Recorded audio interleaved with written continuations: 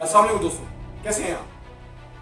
दोस्तों, आप में से बेशतर ने कार का सफ़र तो ज़रूर किया होगा। अगर हम इमेजिन कर लें कुछ देर के लिए कि आप एक गाड़ी में सफ़र कर रहे हैं और या उस कार में सफ़र कर रहे हैं और उस कार की रफ्तार 120 किलोमीटर फी घंटा की रफ्तार से है और अचानक आपके सामने एक बहुत बड़ा ब्रेकर आ जाता है और आपकी गाड़ी अचानक एक लम्हे के लिए हाइट गेन करती है और फिर एकदम ज़मीन की तरफ या ज़मीन की लेवल पर आ जाती है। तो इस असना में आप या अंदर बैठे हुए पैसेंजर क्या महसूस कर सकते हैं?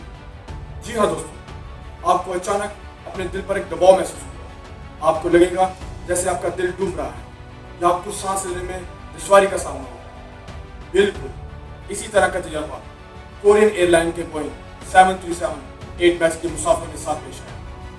कोरियन एयरलाइन का बोइंग 737 हफ्ते की शाम 4:45 पर इंचियन एयरपोर्ट से प्रवास करता है और हवाई जहाज का जो मरकज होता है या हवाई जहाज की डेस्टिनेशन होती है वो ताइवान का बैनुल-अक़वामी एयरपोर्ट। लेकिन जिस वक्त बोइंग 737 साउथ कोरिया के जीजू जजीरा के ऊपर से गुजर रहा होता है, उसको अचानक हवा के कम दबाव का सामना करना पड़ता है।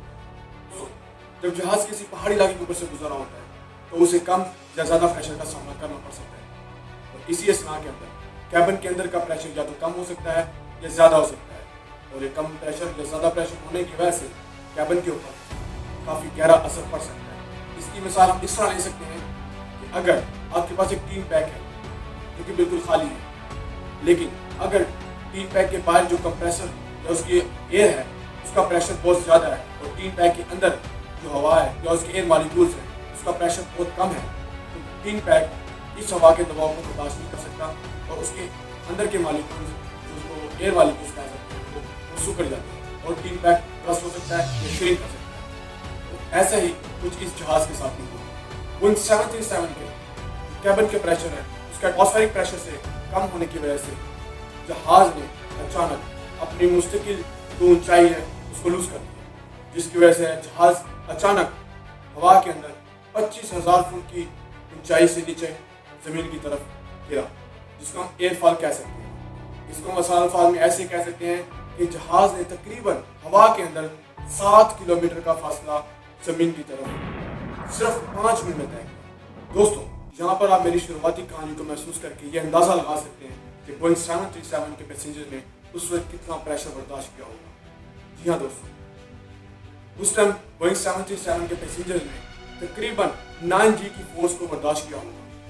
9G की फोर्स का मतलब ये है कि आप अपने वेट से 9 गुना ज़्यादा वजन महसूस करते हैं अपनी बॉडी को। इसकी एग्जाम्पल ऐसे ले लें कि अगर आपका वेट 80 के और अचानक आपने 9G की फोर्स को फेस किया तो आपका जो वेट है वो 9 टाइम्स मोर देन हो जाएगा आपके एक्चुअल वेट से।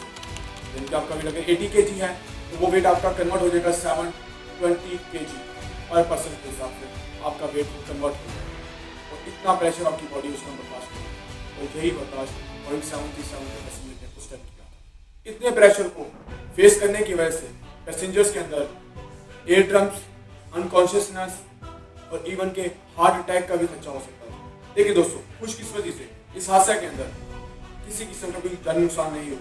15 पैसेंजर्स को हाइपरवेंटिलेटिंग का सामना हुआ, यानी कि उनको सांस लेने में दुश्वारी का प्रॉब्लम था, जिसमें से 17 जो पैसेंजर्स थे उनको नॉर्मल मेडिकल फैसिलिटी देकर डिस्चार्ज कर दिया। जहाज ने इंचियन एयरपोर्ट पर कामयाबी के साथ अपनी इमरजेंसी लैंडिंग की।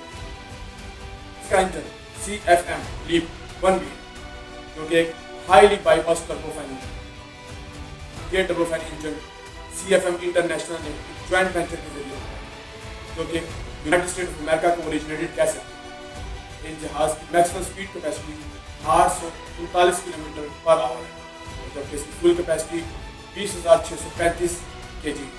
दोस्तों, अगर आपको ये मेरी वीडियो अच्छी लगी तो हमारे सब्सक्राइब के बटन को और बेल आइकन को जरूर प्रेस करें ताकि आगे आने वाली हर न्यू वीडियो का नोटिफिकेशन आपको टाइम पर मिले। मिलते हैं अगले इन्फो व्लॉग के अंदर।